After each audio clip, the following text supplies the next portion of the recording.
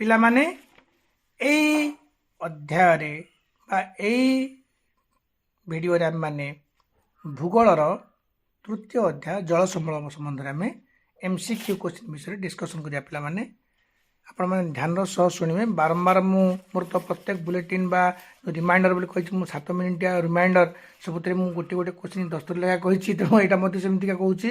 ଟିକେ ଶୁଣନ୍ତୁ ପିଲାମାନେ। ଗୋଟିଏ ପ୍ରଶ୍ନ ହେଉଛି, ନାଗାର୍ଜୁନକୋଣ୍ଡା ଜଳସେଚନ ବ୍ୟବସ୍ଥା କେଉଁ ରାଜ୍ୟରେ କରାଯାଇଛି? ନାଗାର୍ଜୁନକୋଣ୍ଡା ଜଳସେଚନ ବ୍ୟବସ୍ଥା କେଉଁ ରାଜ୍ୟରେ କରାଯାଇଛି? ଆନ୍ସର ହେଉଛି ଆନ୍ଧ୍ରପ୍ରଦେଶ। 2 ହେଉଛି, ରାଣା ପ୍ରତାପ ସାଗର ଯୋଜନା କେଉଁ ନଦୀରେ କାର୍ଯ୍ୟକାରୀ ହେଉଛି? ରାଣା ପ୍ରତାପ ସାଗର ଯୋଜନା ରାଣା ପ୍ରତାପ ସାଗର ଯୋଜନା ରାଣା ପ୍ରତାପ ସାଗର ଯୋଜନା କେଉଁ ନଦୀରେ କାର୍ଯ୍ୟକାରୀ ହେଉଛି? ଚମ୍ବଲ ନଦୀରେ କାର୍ଯ୍ୟକାରୀ ହେଉଛି। ଆନ୍ସର ହେଉଛି ରାଣା ପ୍ରତାପ ସାଗର ଯୋଜନା ଚମ୍ବଲ ନଦୀରେ କାର୍ଯ୍ୟକାରୀ ହେଉଛି। ଇନ୍ଦିରା ଗାନ୍ଧୀ କେନାଲ କେଉଁ ରାଜ୍ୟରେ କାର୍ଯ୍ୟକାରୀ ହୋଇଅଛି? ଇନ୍ଦିରା ଗାନ୍ଧୀ କେନାଲ କେଉଁ ରାଜ୍ୟରେ କାର୍ଯ୍ୟକାରୀ ହୋଇଛି? ଇନ୍ଦିରା ଗାନ୍ଧୀ କେନାଲ କେଉଁ ରାଜ୍ୟରେ କାର୍ଯ୍ୟକାରୀ ହୋଇଛି? ଆନ୍ସର ହେଉଛି ରାଜସ୍ଥାନ। ତାମାନେ ରାଜସ୍ଥାନରେ ଇନ୍ଦିରା ଗାନ୍ଧୀ କେନାଲ କାର୍ଯ୍ୟକାରୀ ହୋଇଛି। ଆଉ ଗୋଟିଏ କ୍ୱେଶ୍ଚିନ୍ ହେଲା, ପୃଥିବୀ ପୃଷ୍ଠରେ ସମୁଦାୟ ଜଳର ଶତକଡ଼ା କେତେ ଭାଗ ମଧୁର ଜଳ? ପୃଥିବୀ ପୃଷ୍ଠରେ ସମୁଦାୟ ଜଳର ଶତକଡ଼ା କେତେ ଭାଗ ମଧୁର ଜଳ? 3 ଭାଗ। ପୃଥିବୀ ପୃଷ୍ଠରେ ସମୁଦାୟ ଜଳର ଶତକଡ଼ା 3 ଭାଗ ମଧୁର ଜଳ। ପୃଥିବୀ ପୃଷ୍ଠରେ ସମୁଦାୟ ଜଳର ଶତକଡ଼ା 3 ଭାଗ ମଧୁର ଜଳ ଅଟେ। ମଧୁର ଜଳର ଶତକଡ଼ା ପ୍ରାୟ କେତେ ଭାଗ ବରଫ ଓ ହିମବାହ ଭାବରେ ରହିଛି? ନା 70 ଭାଗ। ମଧୁର ଜଳର ଶତକଡ଼ା ପ୍ରାୟ 70 ଭାଗ ବରଫ ଓ ହିମବାହ ଭାବରେ ରହିଛି। କେତେ ଶତକଡ଼ାରୁ କମ୍ ମଧୁର ଜଳ ଭୂଗର୍ଭ ଜଳ ରୂପେ ସଞ୍ଚିତ ହୋଇ ରହିଛି? ନା 30 ଶତକଡ଼ାରୁ କମ୍। 30 ଶତକଡ଼ାରୁ କମ୍ ମଧୁର ଜଳ ଭୂଗର୍ଭ ଜଳ ରୂପେ ସଞ୍ଚିତ ହୋଇ ରହିଛି। ବର୍ତ୍ତମାନ ପଢ଼ିବା ପିଲେ, ଭାକ୍ରାନଙ୍ଗଲ ନଦୀବନ୍ଧ ଯୋଜନା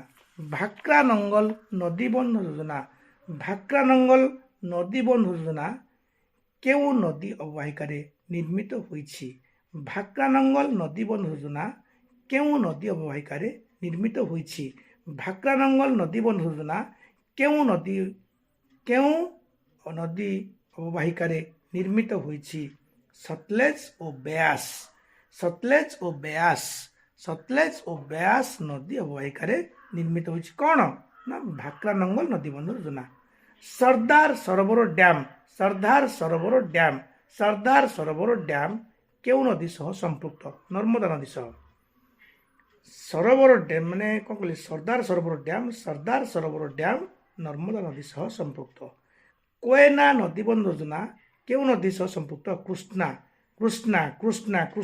କୋୟେନା ନଦୀବନ୍ଧ ଯୋଜନା, ଦେଖ ପିଲେ, କରେ କୋୟେନା ନଦୀବନ୍ଧ ଯୋଜନା, କରେ ମଧ୍ୟ କୃଷ୍ଣା, କରେ କୋୟେନା।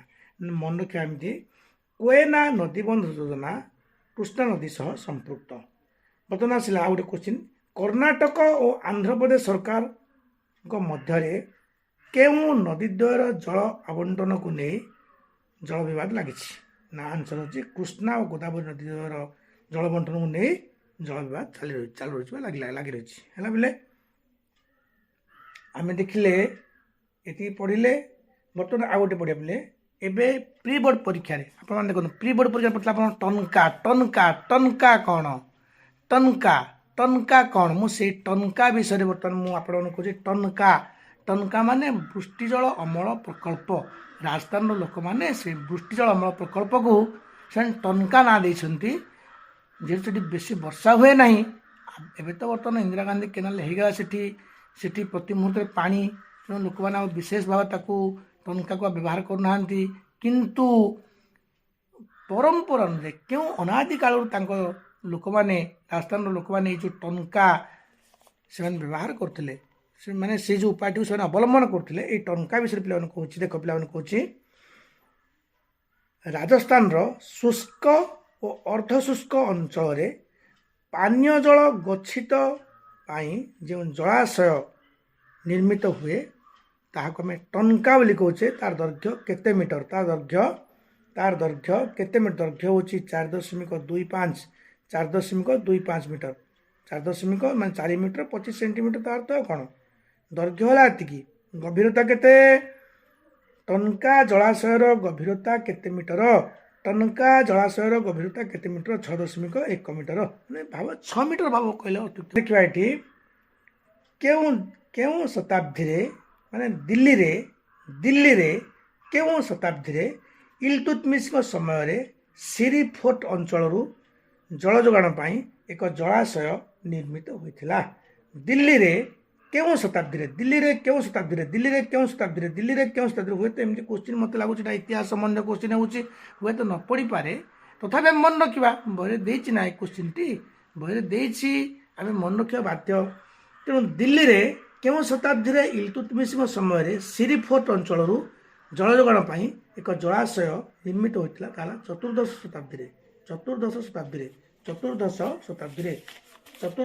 ଶତାବ୍ଦୀରେ। ବର୍ତ୍ତମାନ ଦେଖିବା ପିଲାମାନେ, ବାଉଁଶ ନଳା ସାହାଯ୍ୟରେ ଜଳ 100 ମିଟର ଗତି କଲା ପରେ ଗଛ ମୂଳରେ ପ୍ରତି ମିନିଟରେ ଡ୍ୟାସ୍ ବୁନ୍ଦା ହିସାବରେ ଜଳ ପଡ଼େ? ନା 20ରୁ 80 ବୁନ୍ଦା ଜଳ ପଡ଼େ। ପ୍ରତ୍ୟେକ ପରିବାର ବାଧ୍ୟତାମୂଳକ ଭାବେ ଛାତ ଉପରେ ବୃଷ୍ଟି ଜଳ ଅମଳ ବ୍ୟବସ୍ଥା ଆଇନ ଲାଗୁ କରିବାରେ କେଉଁ ରାଜ୍ୟ ଭାରତର ପ୍ରଥମ ଅଟେ? ତାମିଲନାଡୁ। ମାନେ ବୃଷ୍ଟି ଜଳ ଅମଳ ପ୍ରକଳ୍ପ ପାଇଁ ତାମିଲନାଡୁ ହେଉଛି ସର୍ବପ୍ରଥମ ରାଜ୍ୟ। ବୃଷ୍ଟି ଜଳ ଅମଳ ପ୍ରକଳ୍ପ ପାଇଁ ତାମିଲନାଡୁ ରାଜ୍ୟ ହେଉଛି ସର୍ବପ୍ରଥମ। ମନେ ରଖିଲେ ପିଲାମାନେ। ପୁଣି ବଢ଼ିଆ ପିଲାମାନେ, ପ୍ରତ୍ୟେକ ପରିବାର ମାନେ ବାଧ୍ୟତାମୂଳକ ଭାବେ ଛାତ ଉପରେ ବୃଷ୍ଟି ଜଳ ଅମଳ କରିବା ପାଇଁ ଯେଉଁ ଆଇନ ହେଲା ତାହା ତାମିଲନାଡୁ ରାଜ୍ୟ।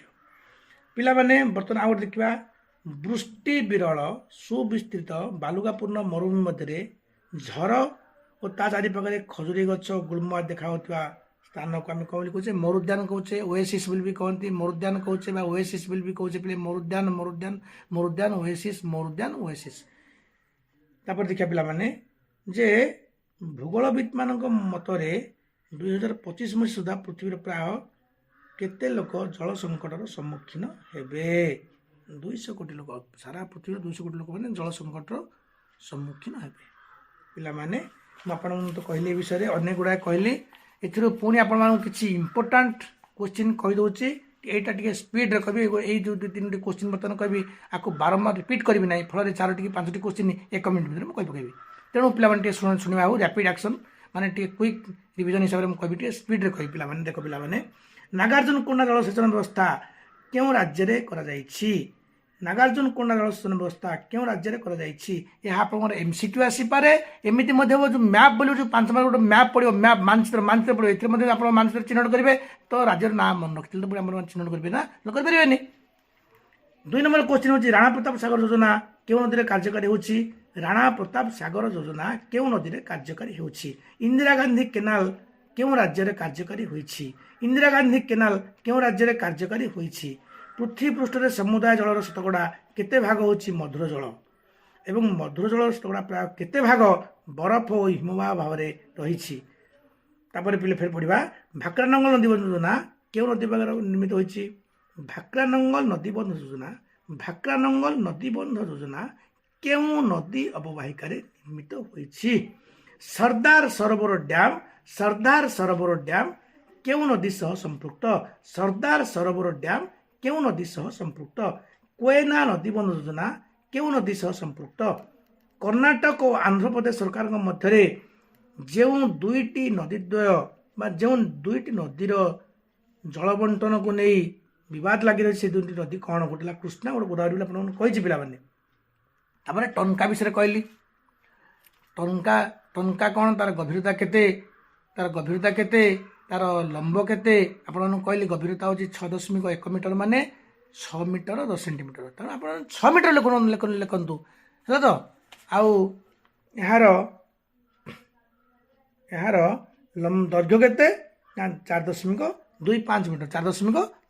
ଟନକାର ଏଇଟା ପ୍ରି ବୋର୍ଡ ପରୀକ୍ଷାରେ ପଡ଼ିଥିଲା ପିଲାମାନେ। ଏବେ ତ टनका टनका टनका प्री बोर्ड परीक्षा पड़ता या गोटे कह गोटे भिडियो कहि जे देख पिलाने शिलंग उत्तर पूर्व पार्वत्यांचल एक अंचल शिलंग शिलंग वृष्टि छाया अंचल सेठू 55 किलोमीटर आप आगू पलैबे देखिए पृथ्वीर वृष्टि बहुल माने वृष्टि बहुल है वृष्टिपात होता अंचल कौन चेरापुंजी और माइसुन राम केमती प्रकृतिर वैचित्र्य सेठी है प्रति मुहूर्त बड़ वर्षा एठी वृष्टि छाया अंचल बोली एठी वर्षा प्रायतः हुए ना शिलंग मात्र 55 किलोमीटर डिफरेन्स केमती गोटे अद्भुत प्रकृतिर वैचित्र्य आपने देखते पे ये विषय गोटे नेक्स्ट वीडियो कही आपने दयाकोरी शुणे पाने आपने दयाकोरी शुणवे या परवर्ती वीडियो में लंग क्वेश्चन गोटे कही बहुमुखी नदीबंध योजना कौन बहुमुखी नदीबंध योजनार उद्देश्य कौन बहुमुखी नदीबंध योजना क्यों भारत में केतोटी अच्छी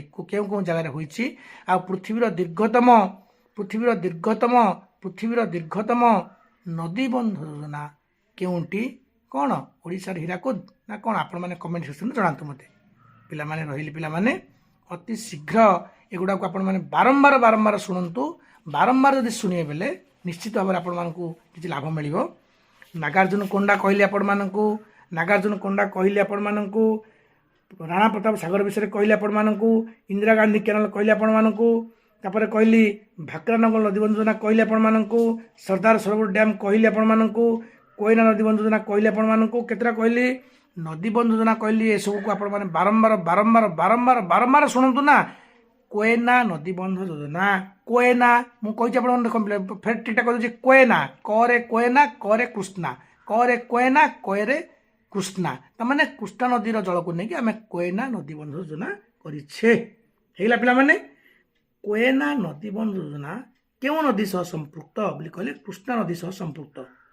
है पिला माने आपण माने देखिए भाक्रानगर नदीबंध योजना क्यों नदी अवबाहिकार अच्छी ना सतलेज और ब्यास रही पिला माने नमस्कार।